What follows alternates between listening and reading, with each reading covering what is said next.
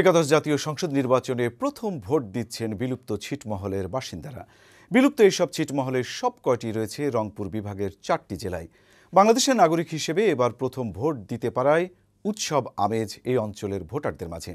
লালমনিরহাট থেকে রহমান মজনুর ক্যামেরায় বিস্তারিত জানাচ্ছেন ফাইম মোনায়েম। কনকনে শীত ও কুয়াশায় ঢাকা চারদিক। এই শীত উপেক্ষা করে সকাল 8টা বাজার আগ থেকে ভোট কেন্দ্রে আসতে শুরু করেন বিলুপ্ত ছিটমহলের ভোটাররা। এই নির্বাচনেই প্রথম ভোট দিচ্ছেন নীলফামারী, কুড়িগ্রাম, লালমনিরহাট ও পঞ্চগড়ের 111টি বিলুপ্ত ছিটমহলের বাসিন্দারা। সুষ্ঠু ও শান্তিপূর্ণ পরিবেশে ভোট দিয়েছেন বলে জানালেন লালমনিরহাট সদর উপজেলার ভোটাররা।